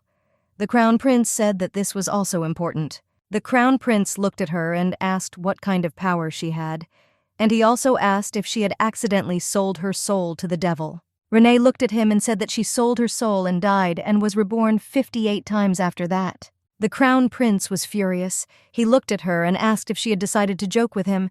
He angrily told her to act more seriously. Renee understood that even if she told him the truth, he still wouldn't believe her. The crown prince looked at her and asked how many types of magic she could use. He said that if she didn't buckle under his pressure, then he figured she could use a sword well. Renee was puzzled because she didn't understand why she had to explain her abilities to him. She looked at him and said that he seemed to have misunderstood everything. Renee said that she did not become his subordinate, even if they have a common goal. The crown prince looked at her and said that he would not ask any more questions about her skills, but still he was puzzled and did not understand why she was still hiding them. He said that if it was known that she was a magical swordsman, she would be treated better, she could inherit the duchy and receive a title, and also found a new family. She understood that he was now saying that she was treated this way because she was weak. She knew that the law of the jungle is very simple. The strong hunt the weak and rule over them. According to the Tempter, this world is fixated on the law of the jungle. Initially, the continent was ruled by monsters, demonic beasts that were stronger than humans and multiplied faster. But people were smarter. People united and fought back against the monsters. They built walls and created a state. The monsters were driven out beyond the borders drawn by people, and they took power over the continent. Then began the Age of People and the Renaissance period. When the danger in the form of monsters disappeared, people already outlined their borders and pointed the sword at each other in the struggle for resources and land. Destroy the monsters, fight with people. The empire grew, following the law of the strongest. A war-torn world where rivalry reigns. A family maddened by power. The crown prince is more interested in a new face than in his bride. The fact that the lady of the family was called a disgrace because of her weakness was depressing. She knew that these were the strange things of this world. Renee said he was right, because if she had talked about her power, she would have been given the place of heiress, and she could have become the creator of a new kind of aristocracy, and they would have started to take her more seriously. She looked at him and said with a smile that she was not at all interested in what he was talking about. The young men looked at her puzzled. She looked at them and asked what would happen if she became the new heir. Renee said that the founding of a new family would only add to her problems. She said that she didn't need power, she didn't need all that. Renee said that she absolutely does not care whether people who judge a person by his strength treat her well. She said they ignored her, belittled her, and did not consider her as a person. But once she showed her abilities, everyone started taking her seriously. She was disgusted by this kind of behavior from people. The Crown Prince was surprised. He said she spoke as if she still didn't know anything about the world. Renee smiled and asked what exactly she didn't know. She said she felt regret in his words. She asked him what if she told him everything. She looked at him intently and asked if he would take advantage of this and treat her instead of the saint. The Crown Prince was furious at her words. She looked at him with a grin and asked if he was really angry and if her words were true. The Crown Prince looked at Theoden to gain his support. Renee looked at the Crown Prince and with a grin told him not to blame the young man. Renee said that first of all, he did not swear allegiance to him. Renee said that she was not at all interested in what kind of relationship he was with the saint. It was much more important for her to prove her innocence. Renee looked at them and asked them to concentrate. She said it doesn't matter if she's strong or not. Renee looked at the Crown Prince and demanded that he declare that she had not committed a crime, and then she would retract the article. Renee stared at the Crown Prince. She knew that the easiest way to clear herself of murder charges was to enlist the help of a person who was highly respected. The Crown Prince looked at her intently. In a trembling voice, he asked if she was really not guilty. She said that she would like to ask him the same thing. The Crown Prince said that she had gone completely mad. He did not understand why he should kill his own bride. He looked at her and asked, puzzled, why he should kill the man who would one day become the Empress. Renee looked at him and said with a smile that this was the whole reason, since the saint wanted to leave him. Renee understood why the Crown Prince suspected her. The real one, Renee, did a lot of things, so he immediately thought about her. But if he himself is to blame, and he simply wants to shift the responsibility onto her, then she did not want to put up with it. The publication of the article was a counterattack, proving his innocence. She had to shift the focus away from herself and onto the new suspect, Crown Prince. Now she will gradually study everything to understand whether he is really to blame. She truly wanted to see his real face. She looked at him closely and said with a grin that this could very well be true. Renee said that he failed to keep the saint who wanted to escape from him, and everything that he could get from the wedding disappeared with the saint like a Midsummer Night's Dream, and so he decided to kill her. Her evidence was undeniable. She wanted to prove his guilt.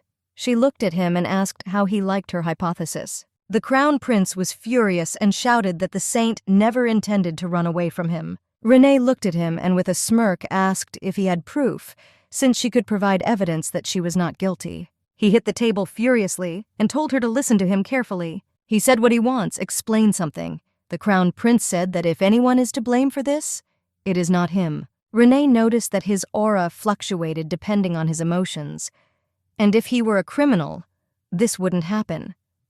She looked at her demons and asked them if they thought she should trust him.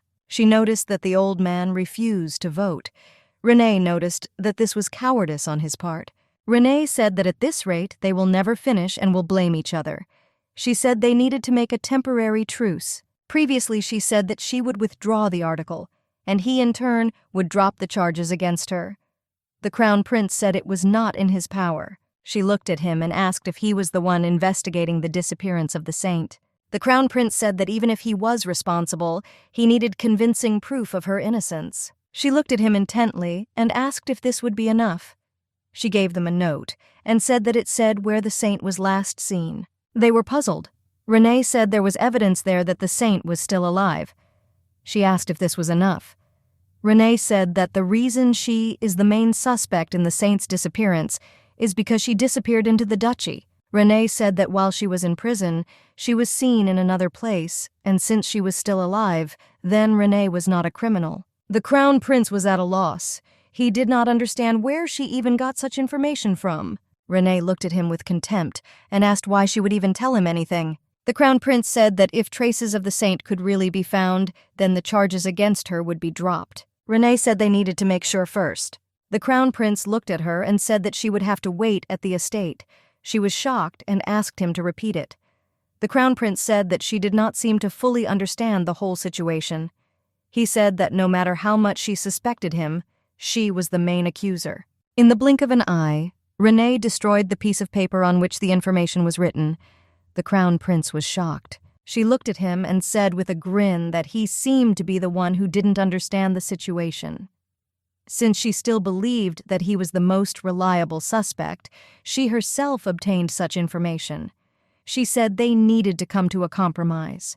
The Crown Prince was puzzled and did not understand what magic she had used. He looked at her and asked how he could be sure that she would not kill the saint. Renee looked at him and asked how she could be sure he wouldn't do this. Renee said that honestly, if she wanted to kill the saint, she would have been dead a long time ago. She looked at him and said that he was now aware of her abilities. She extended her hand to him and asked if they had agreed. He ignored her for a moment. Renee thought that the Crown Prince was a real rude man. Renee looked at him and said that they agreed. She also added that she needed to prepare, and therefore they needed to leave in 2 hours. Rain said that if he disappeared during this time, she would tell the princess everything. The young man called Renee. The young man began to wipe her hand with a handkerchief. Renee was puzzled. She didn't understand what he was doing. Seeding said that she only held His Highness's hand. She was at a loss. The young man said that he just wanted to wipe his hand. The Crown Prince looked at the young man and asked since when he became Renee's pet dog. The young man looked with contempt at the Crown Prince and told him to watch his language. The Crown Prince looked at him and said that he did not know what she promised him, but the fact that his friend changed his attitude was very suspicious, and he would definitely regret it. Sayadin looked at him and asked what he would regret if he continued to serve His Majesty. The young man said that the lady was very different from the Crown Prince, and it would be insulting to compare her with him. The Crown Prince looked at the young man and said that his words sounded very disrespectful. The young man looked into the distance and said that the lady would not have reacted like that. The Crown Prince looked at the young man and asked him if there was a hidden meaning in his words. Seedin said that it seemed to him that he also asked the Crown Prince to prepare for his departure. The Crown Prince looked at the young lady and asked if she was okay. She was puzzled and asked him in what sense. He said that she had left the territory of the duchy. Renee looked at him, puzzled, and asked what was causing his concern. He said that it was well known that she never left her territory except for a banquet. Renee said that you can't spend your whole life just on your own territory.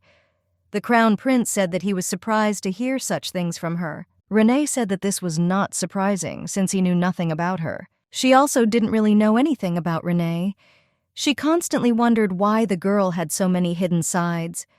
She thought Renee was just a stubborn villain, but the more she was in her body, the more everything seemed very complicated to her. The Crown Prince looked at her and said that he knew that she did not usually wear such clothes. He looked at her closely and said that she usually never wore anything other than dresses. Renee said that this is actually what she prefers to wear. The young lady was a little embarrassed that she was cheating on the taste of the real Renee, but still, recently, she only wore a dress, and now she was wearing Auntie's clothes. The Crown Prince looked at her and asked why she had not dressed like this before. Renee was puzzled and asked what kind of questions he was asking her. Renee looked at him and said that she would tell him everything, since they were together now. With a smile, she said that she did not love him anymore. She also added that now there is one less fan. The Crown Prince was puzzled by her words. She looked at him and asked if it was true that he thought that she would always run after him. Renee said that once it was all over, she wouldn't see him anymore, so he wouldn't have to worry about it. She said with a smile that she simply promised him that she would never love him again, and now she will pretend that she never loved him. He looked at her and asked what she would do now. Renee looked at him and asked in what sense. The Crown Prince asked if she was planning to attach herself to someone else, as she had with him before. He hoped it wouldn't be Seedin. Renee was confused and did not understand what he was even talking about.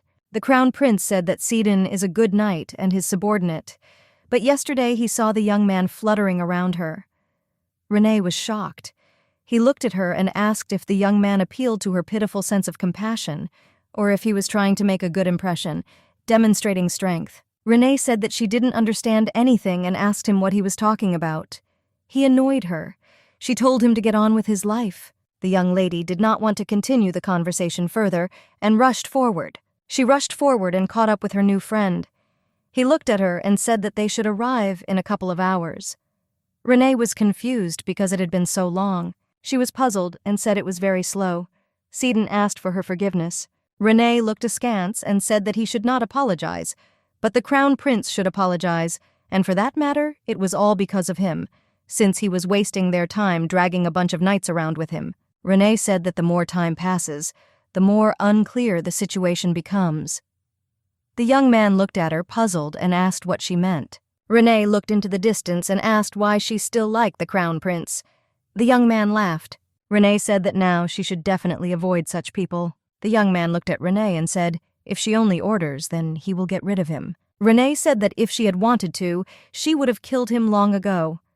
She was a little puzzled, because she didn't know if it was possible to say that, since their conversation sounded like a conspiracy. Sidine said that he serves her, not the prince. Renee said it was still a conversation. Renee looked at him and told him to keep it in mind for now. The young man looked at her and asked if she was all right. She looked at him, puzzled. He said that maybe he was exaggerating, but it seemed to him that something was bothering her. She said that it was all because she was imagining things for herself. She looked at her hands and told him not to worry, and that she was fine. The young lady activated the water blessing skill, an active skill that eliminated all accumulated fatigue. Renee looked at her friend and said that she would go ahead. The young lady was marked at full speed. The wounded woman didn't show it, but her friend was right. She was worried. The main task had already appeared a long time ago. The special task will be completed soon, but the epic quest that ends your time in this world has not yet appeared. The only quest that will send her back is the epic quest. She thought that she needed to complete the preliminary task first. She tried very hard just in case, but still the task for returning had not yet appeared. No matter how much she complains, the system still does not respond to her. At times like these, she got a little worried. She knew that now she needed to focus on proving her innocence. But she also knew that she couldn't think about it anymore. She was puzzled and didn't know if she could stay in this world forever. The note she had contained the name of the last place where the saint was seen.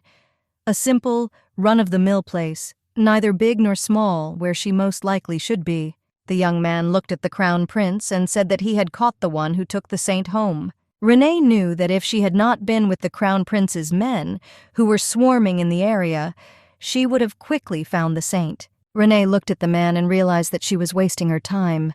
The man introduced himself and said his name was Derek. The crown prince told him that if he did not want his name to be engraved on his gravestone, it would be better for him to immediately tell the truth about the saint. The man said that the saint actually stayed with them, but if it weren't for the leaflet that the knights showed him, he wouldn't have realized that it was her. The crown prince was puzzled and did not understand why the saint came to him. He looked at him and asked if there were any sick people at home. The man said that he had no patience, and he simply invited her to spend the night and stay for the day. Renee told him to take them to his home. The young man looked at Renee, puzzled. She didn't understand what was surprising about this. Renee said that they needed to check everything first anyway. Renee was shocked by his house, as it was very luxurious. The evil Lord of Blood proposed to appropriate the estate for himself. Renee thought that he was talking nonsense again. Renee looked at the young man and asked if he smelled any strange smell. She said that somewhere there was a smell of something very strange and familiar. The young man looked at her and asked if he really smelled. She noticed that he smelled of lavender. Renee said it wasn't from him. She said there was a suspicious smell coming from the house, and her demons completely agreed with her. She realized what the smell was, and a moment later she rushed into the distance. She felt that she was getting closer to the source of the incomprehensible smell, and it was becoming clearer. The young man looked at her and asked if she had found something. The crown prince looked at her and said that she should not act willfully. The family hurried them because she had found something. The young man opened the door and looked closely. He was confused. Renee said that they see a real corpse. The man shouted that it wasn't him and he didn't know anything. The young man said that smoke still emanates from the ashes. Renee said it takes 2 or 3 hours to completely burn a person. Judging by the heat emanating from the corpse, it burned about 20 minutes ago. Renee said that it turns out the body was burned while they were wandering around the village. She thought there was some insignificant difference and everything burned. She knew that if the crown prince had not brought the knights, and if she had acted alone, she could have saved. Renee did not know what would happen to the task, but still it was not worth a human life. Sieden asked the crown prince if this could be the saint's corpse. Renee said that nothing is known yet, but sacred power emanates from him. There were not many people in the world who possessed sacred power. If a person possessed quite powerful sacred power, it remained even after death. A terrible sight of a body burned alive and mutilated. She knew that this was proof that the saint had been alive until recently. The crown prince was confused and did not understand why she was killed. He didn't understand what she had done wrong. He looked at the ring and said that it was her ring, which he gave her before the engagement. Renee asked if he was sure about that. He said he couldn't be wrong since he personally ordered it. He said that a strong spell was cast on it. Ordinary force could not destroy it, and therefore, only it survived. Renee has seen people die in fire many times. She knew that the owner of the tower also liked to burn people alive. When her comrades were caught that midnight, there was only one sight to behold. She saw them die in the fire at the top of the tower, and the monster below raged in a mad dance. She was familiar with this smell, since she had encountered it too often in her past life. The man shouted that this was unfair, and the saint left them at dawn. The crown prince was furious and asked whose corpse the man was here. He shouted that he didn't know and asked to listen to him. The young man came closer to the crown prince and asked him to calm down. The man said they didn't have any evidence. The crown prince pushed the man away in anger. The man sat quietly on the ground. The crown prince asked what time the saint left. The man said she didn't say a word and quietly left their estate. Renee came closer to her friend and asked him to go out for a while. Theoden looked at her and asked if she wanted to conduct the interrogation in person. Renee said that she wanted to interrogate him and asked that no one be allowed to see her, not even the crown prince. Renee looked at him and told him to tell the truth and nothing more. Renee activated one of her skills. She put the subject into a state of hypnosis. Renee knew this skill was very handy, but there is a risk if she chooses the wrong target. Renee looked at him and asked if he remembered the last time he saw the saint. The man said he saw only darkness. Renee realized that the skill had actually affected him. He saw intense hatred. Renee noticed that he had been subjected to a similar skill before. The man said that he did not feel her sacred power. Renee was puzzled. The man said that this is not holy power but demonic. The Lord of Temptation denied and said that this was not done by demons. Renee herself knew that the saint could not suffer only at the hands of demons, but apparently the criminal used the power of suggestion. Renee was puzzled and did not understand what really happened.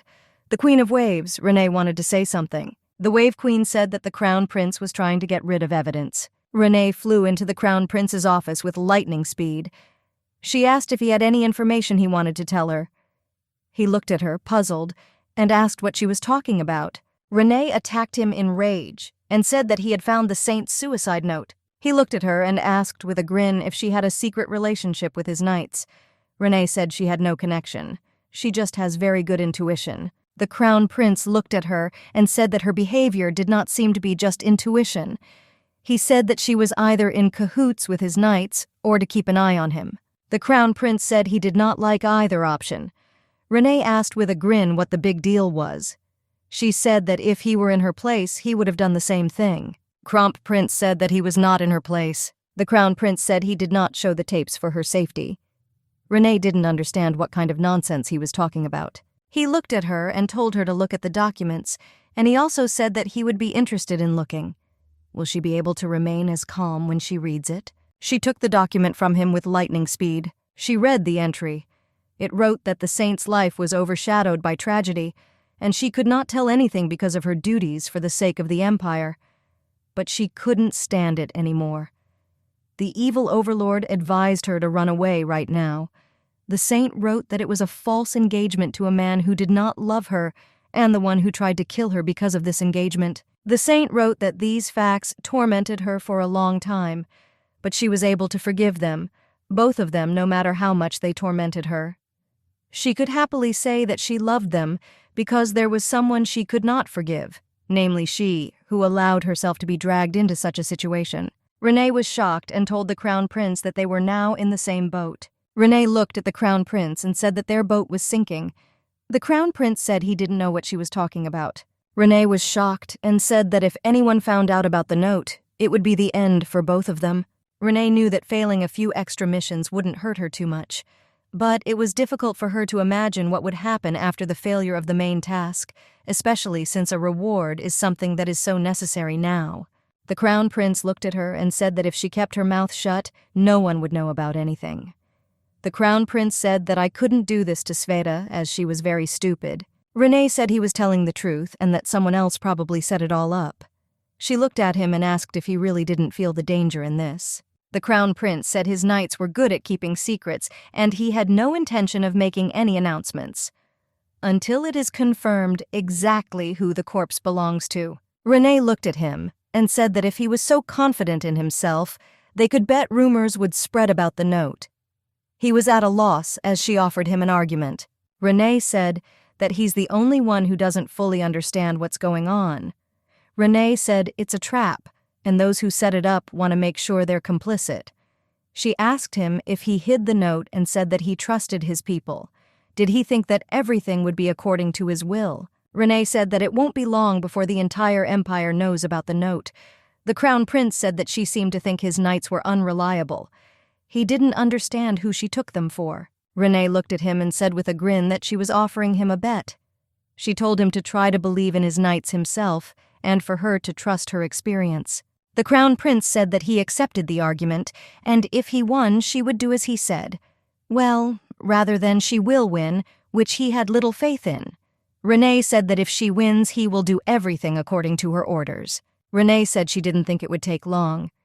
She pointed at the knights and told him to look in their direction, because his favorite knights were walking there. The Crown Prince was puzzled. The knights came to them and told the Crown Prince that all over the empire they were talking only about the saint's suicide note. Renee saw the alert, and it said that everyone considered her to be the indirect killer of the saint, and her reputation was slowly falling. She was warned that if she did not correct the situation, her reputation would continue to decline. Renee still won the argument, but she was not happy about it. She saw a new alert. She managed to get rid of the false accusation of murdering the saint, but soon another misunderstanding will happen to her, and she and the Crown Prince will be considered involved in the fact that the saint committed suicide. And in order to avoid such a fate, she needed to join forces with the Crown Prince and win his trust. Everyone knew about the saint's notes as soon as she returned to the estate. They wanted to stop there and continue the investigation, but the Crown Prince forbade her to stay there, as they were throwing contemptuous glances at her from the outside. Renee Bella, in shock, did not understand why she had to endure all this. After all, she did nothing, and the young people, as luck would have it, went to the imperial palace to find out what was happening. Kirill went into her room. He saw all the chaos that was in the room. The young man looked at her intently and asked what she was doing. He said that her brother came to her, and she lay down on the sofa. Renee was confused and asked what the big deal was. She told him to just say what he wanted. Kirill said that her father asked her to tell her that all murder charges against her have been dropped. Renee was confused and didn't understand what difference it would make if something else appeared. Kirill said that he was calling their family to the capital. The young man said that his father was going to go ahead. Renee really liked to go ahead. She looked at her brother and asked why he didn't look angry anymore. Kirill said that he was very angry. She looked at him and said that he was not as angry as Auntie. Kirill said that Auntie simply loved the saint, and that's the whole point. Renee looked at him and asked if she had heard correctly. Kirill said that she knows everything, that he suffered for 10 years from unrequited love. Kirill looked at her and asked how she could forget this. He said that was why he vented to her and asked her to stop bullying her. Renee, in a sense, understood her brother, but she also believed that he had crossed the line, since he considered his own sister a murderer. Renee was puzzled and did not understand how she could still remove the accusation from her person. She remembered the information in the task. It spoke of a misunderstanding. She did not know whether it meant mockery of the saint or her death. Renee looked at her brother and asked him if he thought she killed the saint. He looked at her and said he didn't think she would do that in person. Renee said the note said the saint had a hard time because of her. This means that she is also to blame for her death, and it turns out that she killed her. Kirill came closer to her and said that she had been very strange lately and didn't remember much. Kirill also said that he does not think that she has matured yet, but it seemed to him that her ardor had diminished. Renee said that this was natural, since she did not become human after all. He looked at her puzzled because he knew she wasn't like this before. He said that her words were very strange. She probably thought that he was completely impudent. Kirill said that, moreover, she never said that she wanted to kill the saint. Renee looked at him and asked what he was talking about. She came closer to him and angrily told him to start talking in more detail from now on.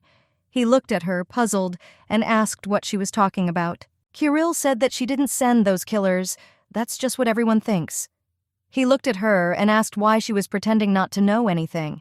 Renee was shocked and asked when she could send them and what he knew. The saint is the guardian of the empire. If this person has hostility towards the empire or the crown prince, he could very well send an assassin to destroy everyone. Since the crown prince has a title, it means that he wants the collapse of the empire and most likely supports the princess. Renee was confused and asked him if he was sure it wasn't her. The young man said that their family knew that she was not smart enough to send different killers. Kirill said that their brother locked it because he begins to lose his head when it comes to the saint. She was furious and didn't understand why everyone was so sure that it was her doing. He said that she herself declared at the ball. She said everyone should beware of her because she is the terrible person who sent the killers. Renee was shocked. She screamed and hit her brother. She didn't understand how they didn't think of shutting her mouth if she was acting so stupid. She said they should have offered more effort. Kirill screamed that he was in pain. She knew that if you believe Kirill's words, then she took upon herself someone else's sin. Her family never took her seriously and for her weaknesses. Therefore, she was afraid that this would happen in society. Perhaps the old Renee wanted to prove to everyone that she was a terrible person, to avoid arrogant contempt for her person. Renee distanced herself from everyone, but she herself remained a little girl who never learned to defend herself. Kirill was shocked and didn't understand why, friend. She became so strong. He said he thought she was holding not a pillow, but a wooden sword. Renee noticed that their relationship had improved. Renee looked at her brother, puzzled. He asked what she wanted to tell him. Renee said that they must stop all this. The young man was puzzled. Renee said that he was also to blame, by the way. Kirill was shocked. He didn't understand what he had done since she had caused all the commotion. Renee said he watched passively and raised her wrong. She said that he himself knew perfectly well how they treated her. The young man looked away. Renee noticed that he seemed to know everything perfectly well. She realized that it was not even surprising that he had personally come to convey his father's words. She noticed that it seemed like he was starting to change and now there was a chance for improvement. Kirill was furious that she was stroking his head.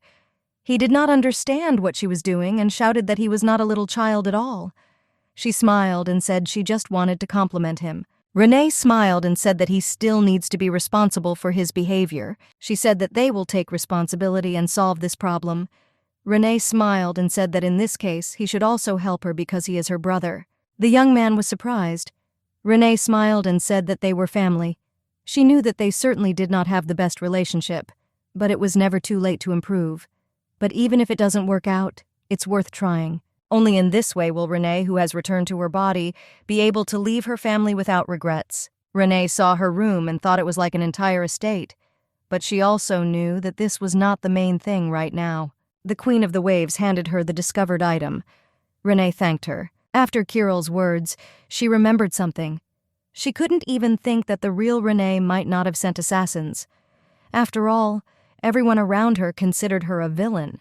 Renee was surprised because the diary was lying on the bed, and it was very strange that no one had found it yet.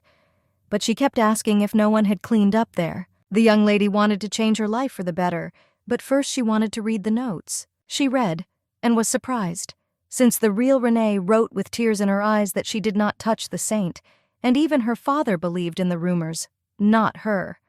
The young lady realized that the real Rena wrote all the notes before she was locked in the dungeon, or much earlier. She wrote that Talia constantly tried to talk to her and acted very arrogantly. She was puzzled and realized that she should not have said that she was sending poison to the saint, and if she had not said so, then Talia would have continued to look at her with her juice.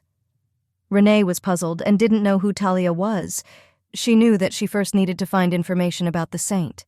The real Rena wrote that the saint really infuriated her because she always pretended to be kind, and yesterday she told her that she wanted to have tea with her, so she drank 1 cup, hoping that she would see the crown prince, but then she became very angry because she did not see him.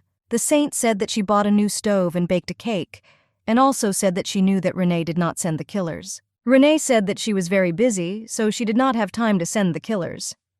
The saint laughed. As a result, they were able to meet again, but they did it secretly so that no one would find out. And she hoped that no one heard their conversation. It was very strange in the temple, since it was completely rotten.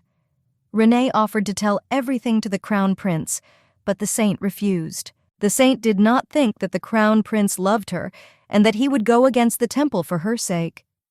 Renee didn't know what to do. The young lady was in shock and didn't understand what was going on. She understood that if everything was true, the situation looked completely different. The saint also knew that Renee did not try to kill her. Moreover, they were each other's only close friends. The young lady knew that the real Renee was indeed unreasonable and stupid, but she really wanted people to be wrong and no longer call her a villain. The young lady realized that it was not just that she was in her body, since among all those people there was not a single one who could help her. But the saint simply did not have enough strength to stop evil. Renee knew that if she sat and racked her brains, she would not find the culprit. But unfortunately, now she had very little information about the world. Renee knew she was capable of getting a lot of information, and most importantly, she knew where to dig. Renee knew that first she needed to complete a new task and get the book. Kirill read the notes, puzzled. He looked at her and asked if it was all true. Renee calmly replied that it was all true. Showing the diary to Kirill was in some sense an adventure. If he did not believe even after reading the diary, then Renee was going to persuade him with her fists. Kirill was puzzled and did not understand why she was saying this only now. Renee said she didn't know and asked him if he would believe her. Kirill said that naturally he would believe it. He looked at her puzzled and said that he still doesn't fully believe it, but he will try. Kirill looked at her and told her not to be deceived, and he was not going to spare her for tarnishing the family's reputation. He said his only goal is to get rid of the stigma. She looked at him and said with a smile that he was not telling him something. He looked at her furiously. Renee came closer to him and told him to sit down and calm down, and also thanked him for believing her.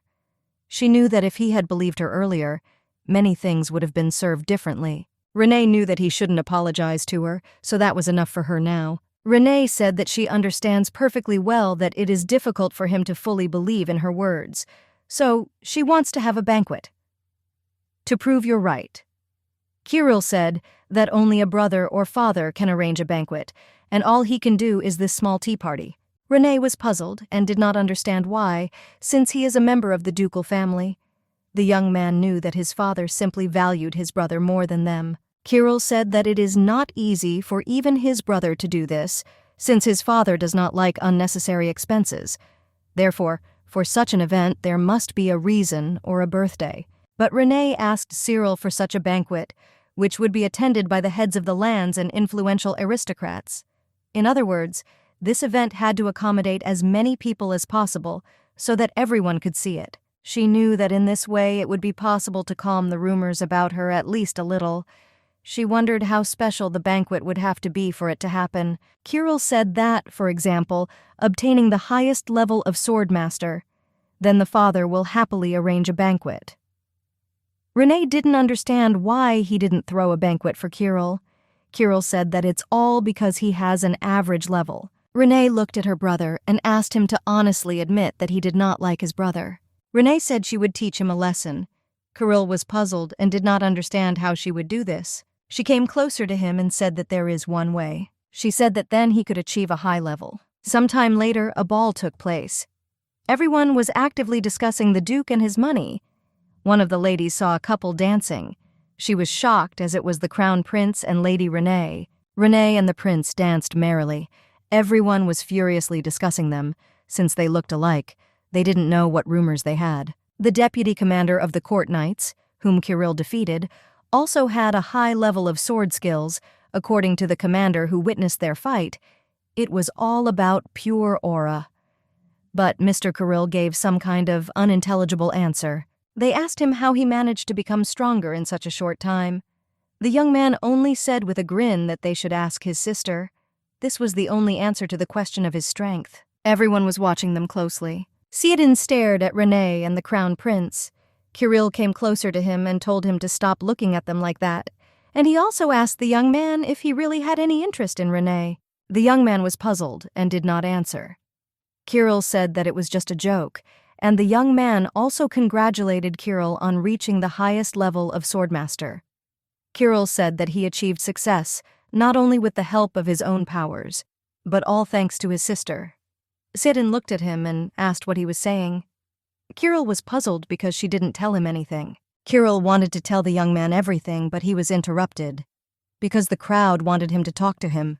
The young man was at a loss, since he had never heard of a way to become stronger in such a short period of time. He looked intently at the couple and did not understand what was going on in the young lady's head. He really hoped that she would one day share her secret with him. Renee walked closer to her friend and asked if he liked the banquet. The young man said that it seemed that rumors had spread very quickly, and many famous aristocrats had gathered at the banquet.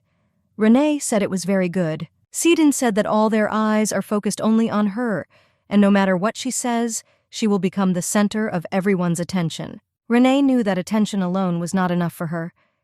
Killer Saint is a braggart, a villain with valuable information.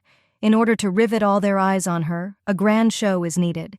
She said she uses it all to her advantage. After all, only this will allow him to shock everyone at once and correct Renee's reputation.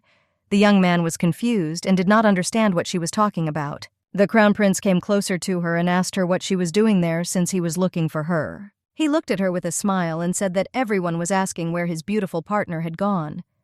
Renee was puzzled and said he needed to stop saying stupid things. The young man looked at her and said with a smile that she could go, but he would stay and wait for her. Renee smiled and said that she would be back soon. Renee told him to remove his hand. The crown prince said it was all for their plan. She said that she simply had no more words. She asked him to quickly remove his hand before she broke his fingers. The young man remembered her words. She told him to believe in his glory and live doing what he liked, and not what he liked in others. At first, he felt better after her words, but now he was confused again. After all, he had never regretted giving up the title before. Renee thanked everyone who came to the event. She said that she wanted to raise a glass to her brother, who brought glory to her family. Among all the noise, she heard their ridicule, who came to look at her out of idle curiosity. Renee wanted to see how long they would last. Renee looked at them and said with a smile that now she would like to answer the question that worries everyone, namely that she helped Kirill become stronger. One of those present looked at her and asked her to tell her about the method in a little more detail. Renee looked at him and with a grin on her face asked why she had to do this. Everyone was puzzled. Renee said that she couldn't tell her secrets to everyone, and the fewer people know, the more valuable the information. According to Cyril, in this world, the highest level of sword skill is something incredible, as if a commoner became an aristocrat. The young man looked at her and said that they could hardly believe her words. Renee said she wasn't going to have the information, but they had to pay for her secret. They were puzzled and did not understand what she was talking about. Staring intently at one lady, Rena said it was all true and that was all she wanted. The young lady came closer and asked what truth the lady wanted to hear. Renee was very happy, since her network caught the only person she needed, the Count's daughter. Lady Talia asked if truth was a condition. She said it was too abstract a concept. Renee was surprised because she did not think that the young lady would come out of hiding and show herself. This was a man who appeared regularly in Renee's diary. The young man provided Renee with documents. There was information about the young lady, the same lady who made Renee a villain. She stubbornly did everything to harm Renee, looked at her and asked what she meant. The young lady said what she meant was that she didn't see her wanting to share her secret. The young lady looked at her and said with a grin that even if she told everyone who exactly tried to kill the saint, would she accept this truth? Renee looked at her and asked if she was trying to tarnish her family's reputation by being at their estate. Until now, Renee has only endured humiliation and insult, but soon everything will change. The young lady said, looking at Renee with contempt, that she was surprised that Renee began to worry about the family's reputation. Renee grinned at the young lady. She knew she was smarter and more resourceful and wanted to compete with her.